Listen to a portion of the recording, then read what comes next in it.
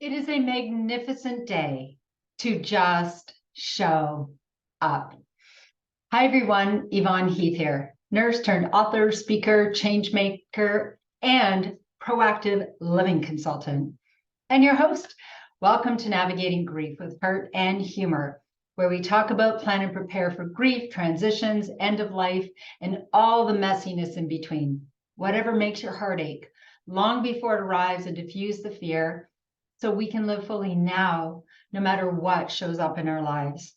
Most of the time, we have been in the deep trenches of grief, or we have felt very alone, isolated in silos of silence, just trying to do our best, pretending we are fine, and realizing that that did not work out very well because we suffered excessively.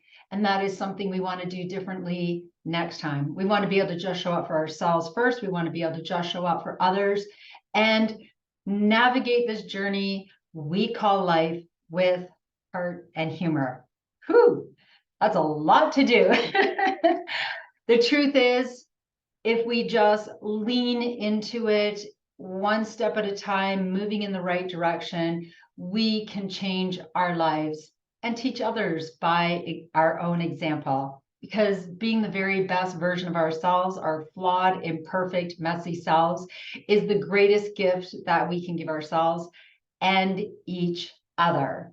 And so I always like to start out with a fun fact, and then I'll do a little grounding, and then we'll get right into it. So, fun fact for you, it is just humor is really the key for me to be able to have these hard conversations and have these meaningful times with you, with my family. And it's just, if we can laugh at ourselves and each other, we can get through without suffering excessively.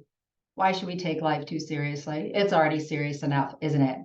So let me just think of one of the many times I've had to laugh at myself. And as I am accompanying someone in the dying process or supporting their families, I think of how many times someone has thought, oh, Yvonne's here. She's great at this stuff. She's so good at supporting people in grief. I don't know what she does. It's magic. And the magic, truthfully, was, as everyone scurried away because a family was grieving and in crisis at the hospital, everyone would just run away and I'll handle it. I'll go in there.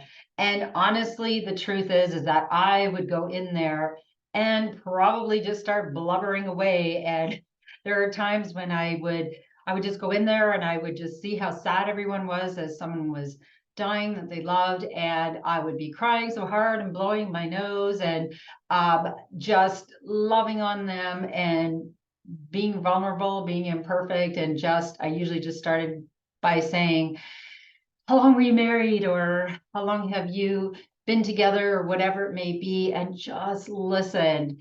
And I could tell you, I can't count how many times I thought, really helped out there and felt like I kind of kept it together. And I would go after and look in the mirror, and I was, I don't know, twisting my hair or something, and I looked like a mad scientist, hair crazy, or two streams of black from my mascara running from crying so hard, or nose running or something. And I just thought, oh, thank goodness that I am okay with being flawed and imperfect, because I am a hot mess. And I just laughed at each other, or at myself, because what else are you going to do? I did have a little moment of being mortified. And then I just laughed because, again, it's already serious enough. If we can laugh at ourselves and create these little grief breaks, humor breaks along the way, it makes this journey much easier, no matter how hard it is.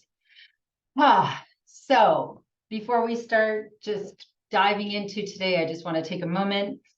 As everyone, we all have so many things that are calling our attention, and I just want to be able to land here, be fully present, and spend this time with you. I want to share, be very intentional about setting an intention. What do I want to share today? What am I going to learn today? Because we're all students and we are all teachers. We learn from one another. And so I'm going to take a moment, whatever works for you, to help yourself land, be present, forget about everything else, just for the time we're spending together.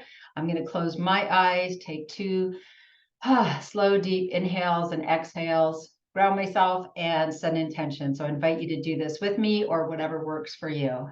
So I'm going to start with closing my eyes and inhaling slowly and setting an intention. One more time.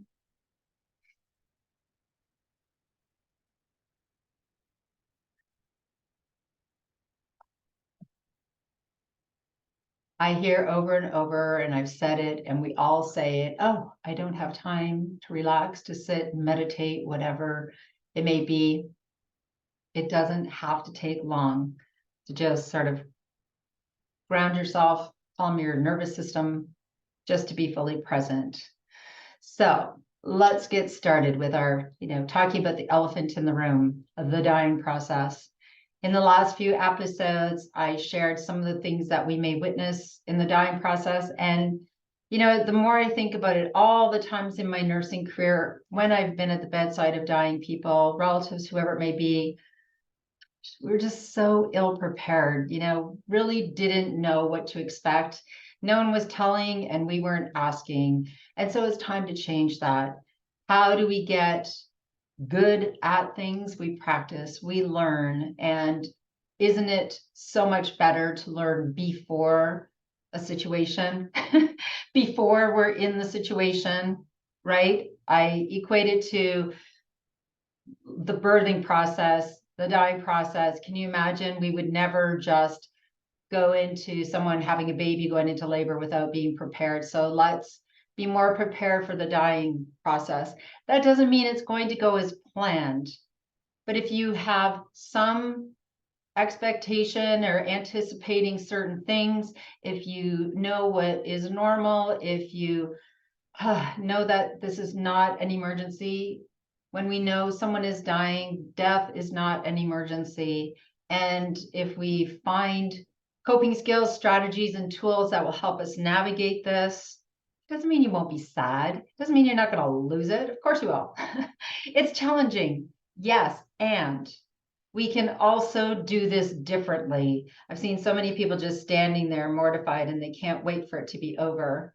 And I love Barbara Carnes sharing, as long as someone is living, somebody is learning something, right? If there's a dying process, which the majority of people have a dying process, it doesn't just happen suddenly.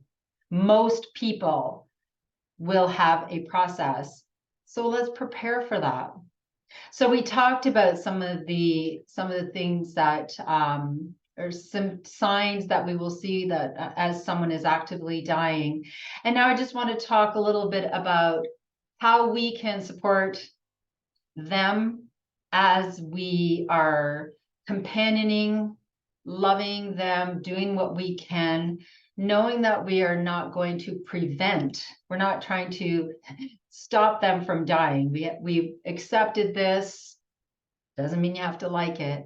If we can accept it and say, I'm going to do the very best that I can do, knowing that we cannot control everything and not everyone will have a very calm, peaceful dying process. And that is their journey. We can just do the best that we can. And so one of the things I was talking about that is hard for people is the fact that as people are getting closer to death, they are shutting down more and more, sleeping most of the time or in a state of unconsciousness. And we want to be able to connect with them. We want to be able to have conversations, and that may not be possible. That doesn't mean that we cannot share things with them and talk, even if they're not going to respond, play beautiful music that they would enjoy, have laughter in the background, or dogs, cats, whatever it may be that would be meaningful for that person.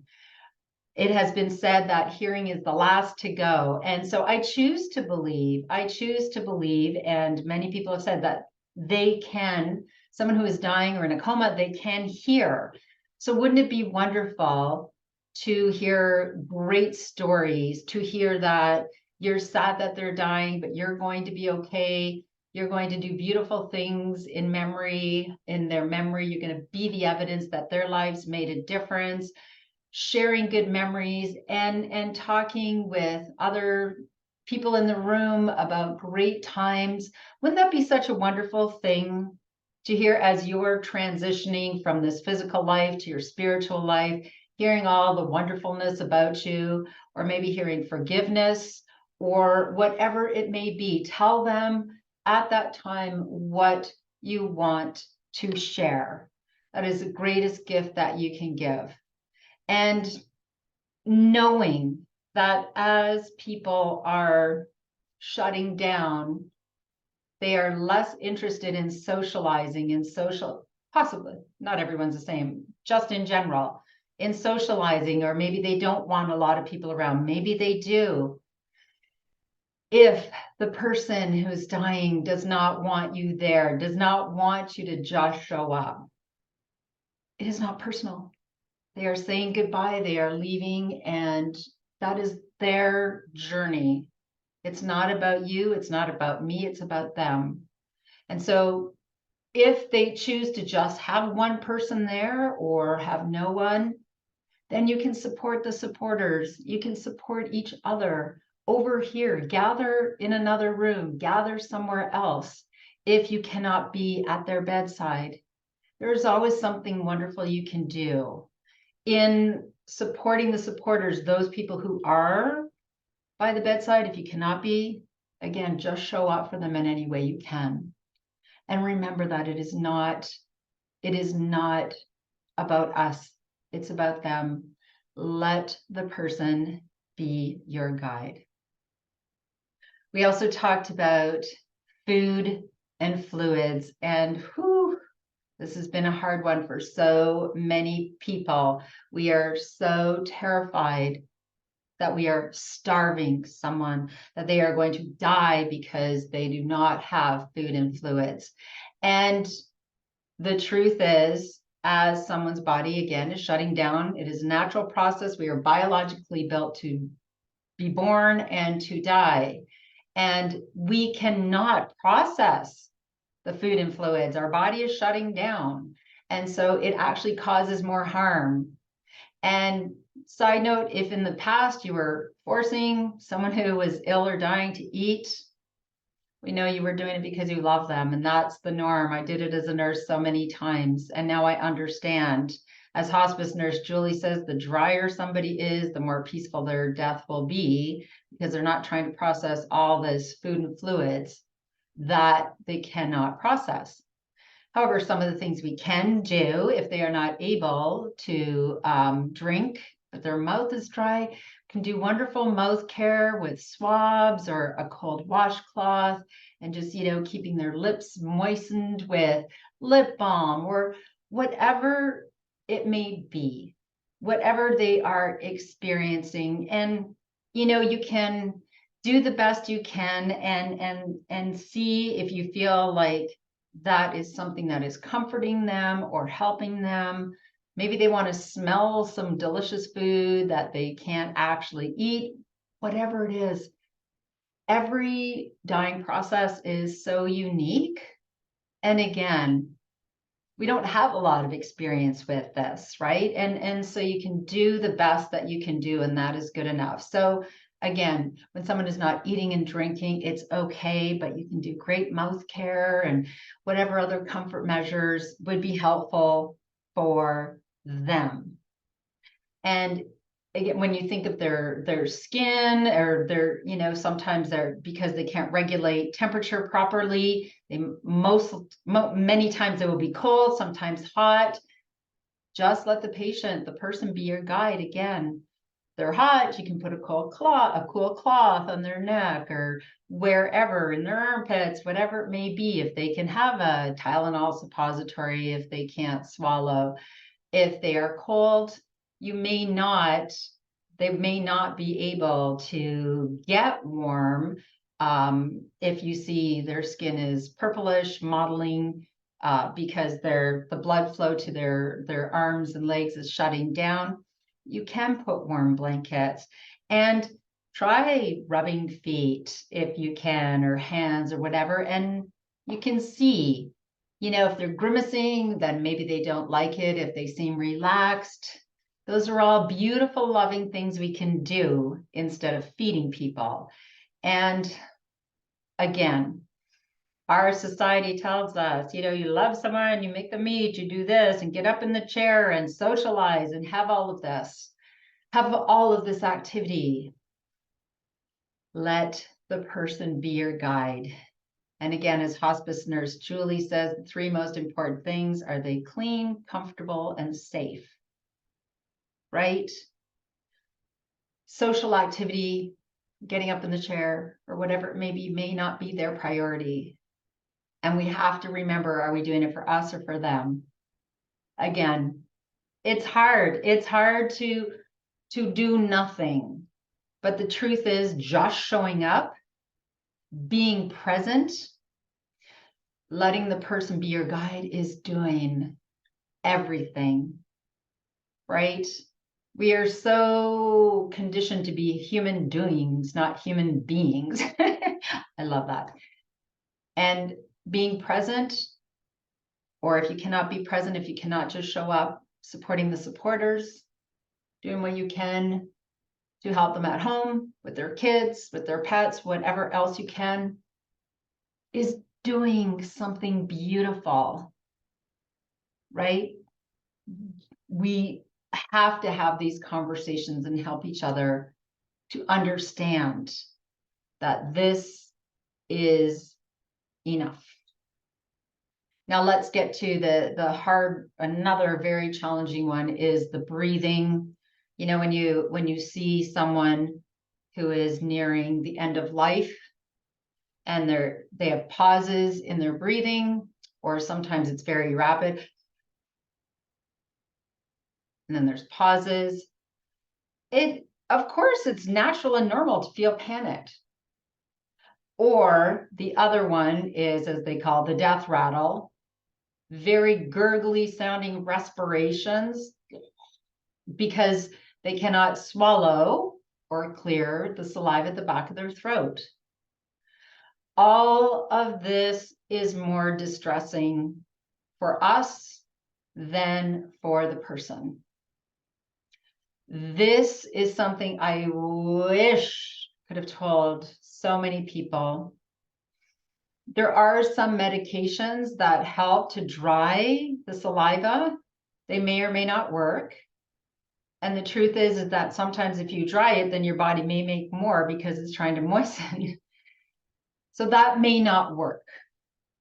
You can try putting the head up a little bit to see if that helps. That may not work, or repositioning. Again, remind yourself that this is also part of the body shutting down and is more distressing for us than for them. If you need a break from it, walk away, play music, whatever you need to do to help yourself navigate this. Don't wait for it to be comfortable either, right? It's not comfortable. I know, I've been there. But if you can remind yourself that this is part of the process and it is okay, and love the person through it, say, I'm here for you. I love you. You're okay. I'm okay. We're all okay. And just be present. We want to do so much for that physical being, and just allowing their process is the greatest thing that we can do. I can't even, as I'm having these conversations, I just can't believe that we have been navigating this for so long without having these conversations. It's just so mind-boggling. We've caused ourselves so much excessive suffering, and now it's time to do it differently. Okay, so touching on a couple other things. One of the things is sometimes people become very agitated and they call it delirium. And there are medications that may help. That person may be having a crisis of spirit. That person, they often say people live or die as they lived. If that person was very angry and full of regret, and there may not be any medication in the world that helps it. All you can do is try. You can have the support. If you have medication to give, you can give it. If you have someone to call, you can call them. Sometimes you just need to make sure they are safe and reassure them as much as possible. And that is the best you can do. Elephant in the room. Not everyone has a peaceful, quiet death, just like labor. Some people seem to breeze through it. I did not. 18 hours later. So it is their journey. It is their process, and keeping in mind safe, comfortable, clean as much as you can. And another side note, morphine is something that I just spoke to a lady who was terrified to give her dying husband morphine. And it's just so very sad that we, again, have not reassured people that morphine does not hasten death. Morphine can relax that breathing. So when people are breathing rapidly, morphine is a great thing to give because it relaxes the diaphragm, the central nervous system. And it can, there's most of the time when we think people are short of breath, what they're feeling is kind of an air hunger. They can't feel like they can't get air, and morphine helps with that as well. Again, it doesn't mean that every symptom is going to disappear. What we can do is the very best that we can do. The very best that we can do, and let them be our guide. And I keep saying that. There's another thing that many patients experience is visioning, where they see dead relatives, dead pets, or whatever, and they may have a conversation, and they may be looking past you and having a conversation. And, I've seen so many people trying to reel them in and bring them back to reality. Just go with it. Just go with it. If they're in fear, but most of the time they're just having this conversation and laughing or saying, "Oh, you're coming to get me." And it happens quite a bit. Whatever you believe, I choose to believe that they are connecting with the spiritual world. Why wouldn't I believe that? Who's going to tell me otherwise? Think about it, right? And again, going back to before you start all this, choose to believe something about life and death that gives you calmness and acceptance in this journey we call life. As I say, I believe that we are spiritual beings having a human experience. We are all here as long as we're here. I accept that. And then we just our spiritual being leaves our physical body, and we move on to whatever the next thing may be. It is not my job to judge, to say, why did they die so young? What reason would be good enough? I just accept that we're here as long as we're here. And so as we companion someone in the dying process, as we create those precious moments, that precious time that we have, the greatest thing that we can do is allow the person to be our guide, let them guide us, know some of the things to expect, help them to create a good death as much as you are able, with, again, whatever is meaningful for them. Continue meaningful conversations, surrounding them with love and support. And that is the very best that we can do. And to me, this is learning, unlearning, evolving, and each situation and circumstance is completely unique and different.